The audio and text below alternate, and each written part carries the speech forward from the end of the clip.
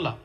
మీరు ఇవాళ ఎమ్మెల్సీ ఎన్నికలు వచ్చినాయని చెప్పి తెలంగాణ ప్రజల్ని తప్పుతో పట్టినికే రాష్ట్ర ప్రభుత్వం ఏం చేస్తలేదు. రాష్ట్ర ప్రభుత్వం చేతగాంతనము, రాష్ట్ర ప్రభుత్వం సంవత్సరాల పాలన, గత పాలన పాలకులు 10 ఏళ్ళు, ఇప్పుడు సంవత్సరంన్నర మొత్తం కూడా రాష్ట్రాన్ని అన్యాయమే చేసినారు. ఏం అన్యాయం చేసినా చెప్పండి. సంవత్సరంన్నరలా మీరు ఏం ఉద్ధరించారు భారతదేశంలో?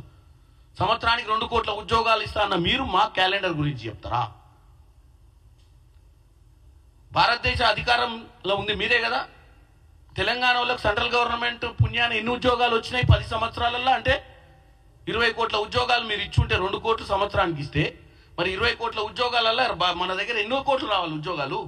కిషన్ రెడ్డి గారు మీరు చెప్పాలి తెలంగాణ ప్రజలకు. ఏదో ఉంది కదా మైక్ ఇస్తే మాట్లాడినాం, దుమ్ము దులిపినాం, ప్రభుత్వం మీద నిందలేసినాం, తెలంగాణ ప్రజల ముందు ప్రభుత్వాన్ని దోషులుగా నిలబెట్టినాం, ఇక మాకు ఓటేస్తారు.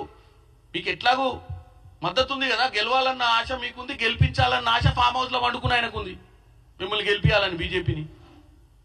ఆయన వచ్చి మొన్ననే తొడగొట్టి చెప్తుండు ఇక అయిపోయింది, ఇక ఉరుకుడే దంచుడే అన్నాడు. మరి ఉరుకుడు దంచుడు అంటే క్యాండిడేట్ని కూడా పెట్టలేదు మరి ఈసారి ఎమ్మెల్సీ ఎన్నికలలో.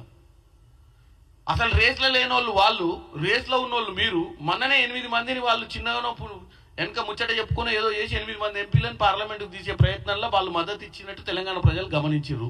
మళ్ళీ ఇవాళ కరీంనగర్, ఆదిలాబాద్, నిజామాబాద్ పట్టభద్రులలో కూడా క్లియర్ కట్ పిక్చర్ ఉంది ఎవరెవరికి మద్దతు చేస్తుర్రో. మీరు పై మాటకు వాళ్ళని అరెస్ట్ చేస్తాము, కేసులని మాకు ఇర్రి, మేము వాళ్ళు మాట్లాడుకొని మళ్ళీ ఇది కూడా ఎమ్మెల్సీకి దానికి రాయబారం చేసుకుంటామని చెప్పి మీ ఆలోచన.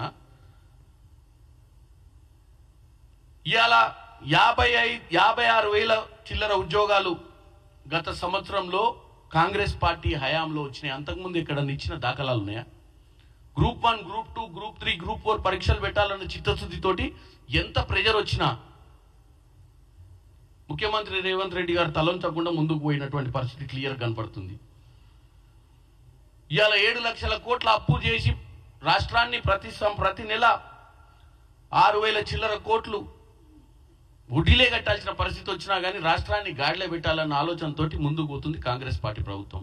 ఇవాళ ఒక్కటి కాలేదు అంటారు. నేను ఒకటి అడుగుతున్నా, 21,000 కోటి 24 లక్షల చిల్లర మంది రైతులకు రుణమాఫీ జరిగితే ఏం జరగలేదని చెప్పనీకే కొద్దిగా ఇంగిత జ్ఞానమని ఉండాలి కదా లీడర్లకు. మీరు అన్నట్టు మేము ఏదైతే ప్రభుత్వంలోకి రాకముందు ఈ ప్రభుత్వం చాలా, ఎందుకంటే మిగులు రాష్ట్రంగా వాళ్ళ చేతిలో పెట్టినాం కాబట్టి 10 ఏళ్ల తర్వాత మేము అధికారంలోకి వచ్చినప్పుడు డెఫినెట్గా ఇంతకంటే మంచి పరిపాలన అందిస్తాం, ఇంతకంటే మంచిగా మేము ఇచ్చిన గ్యారంటీలు నెరవేరుస్తామన్న ఆశతో వచ్చినాం. కానీ వచ్చిన తర్వాత ఉన్న పరిస్థితులు కొద్దిగా మమ్మల్ని వెనకడుగు వేసే విధంగా పరిస్థితులు ఉండడం వల్ల చేసే పనులు నెమ్మదిగా చేస్తున్నాం తప్ప చిత్తశుద్ధి లేక కాదు, ప్రజలను ఇబ్బంది పెట్టాలన్న ఆలోచన కాదు.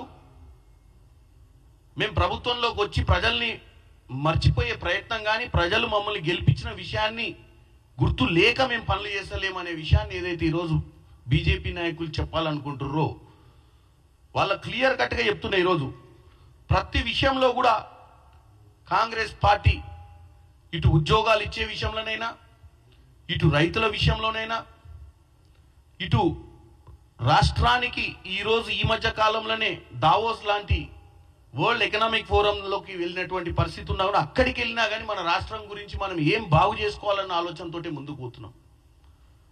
మీ బ్రహ్మాండమైన పాలనలో మొన్ననే ఒక పుల్లల గోపిచంద్ అని చెప్పి ఒక టైమ్స్ ఆఫ్ ఇండియాలో చెప్పిండు, పైసలు ఉన్నాడు తప్ప ఈ దేశంలో ఎవడు ఆటలు ఆడడానికి లేదు, ఆటలు ఆడితే ఆగమైపోతారు, ఆడకూర్రి అని చెప్తుండు ఆయన. పుల్లల గోపిచంద్ అంటే మనం ఇంతకుముందు అర్జున్ అవార్డు, ద్రోణాచార్య అవార్డు, పద్మభూషణ్ ఇచ్చినటువంటి వ్యక్తి ఇవాళ భారతదేశంలో స్పోర్ట్స్కి మనకున్నటువంటి, అంటే మీరు చెప్తున్నారు కదా బ్రహ్మాండమైన పాలన అందిస్తున్నాం సెంట్రల్లో ఉండి మా నరేంద్ర మోడీ ఇక్కడ ఏం కాదు. ఇవాళ రేవంత్ రెడ్డి గారు ఒక స్పోర్ట్స్ యూనివర్సిటీ పెట్టాలని సౌత్ కొరియాలో సియోల్తో ఒక యూనివర్సిటీ తోటి అగ్రిమెంట్ చేయించుకొని ఇక్కడ ఉన్న టాలెంట్ని ఎత్తుకాలని చెప్పి ఇవాళ రేవంత్ రెడ్డి గారు ముఖ్యంగా మీరు చూసినట్టయితే చాలా మంది క్రీడాకారులను ప్రోత్సహించే ప్రయత్నం చేస్తున్నారు. ఈ మధ్యకాలంలో నిఖిత్ జరీనా గారిని కానీ, సిరాజ్ గారు, ఇకపోతే కీర్తి, వీళ్ళందరికీ కూడా ప్రభుత్వం పారదర్శకంగా ఒక మధ్యతరగతి నుంచి వచ్చి బ్యాక్గ్రౌండ్ లేకుండా స్పోర్ట్స్ మీద కాన్సన్ట్రేట్ చేసే వాళ్ళకి ఇంపార్టెన్స్ ఇస్తూ వాళ్ళ మనోధైర్యాన్ని పెంచే ప్రక్రియ కోసమే వీళ్ళందరికీ కూడా గవర్నమెంట్ ఉద్యోగాలు, వాళ్లకు నజరానాలు ఇచ్చింది. అందుకే ఎందుకు కింద ఎవరైతే లేని వాళ్ళు ఉంటారో ఆటలు ఆడితే వల్ల వాళ్ళు ఏం సాధిస్తారో దాన్ని ఎంకరేజ్మెంట్ చేయాలన్న ఉద్దేశంతో కాంగ్రెస్ పార్టీ ముందుకు వస్తుంది. ఇదే లైన్ని మరి సెంట్రల్ గవర్నమెంట్ ఎందుకు ఈరోజు దేశవ్యాప్తంగా కూడా ఈ క్రీడలు అంటే అంత మంచి కోచ్ చాలా మందిని ప్రొడ్యూస్ చేసినటువంటి బ్యాడ్మింటన్ ప్లేయరే ఈరోజు అంత ఓపెన్గా ఒక స్టేట్మెంట్ ఇచ్చిందంటే భారతదేశంలో ఉన్నటువంటి పరిస్థితి మనం అర్థం చేసుకోవాలి.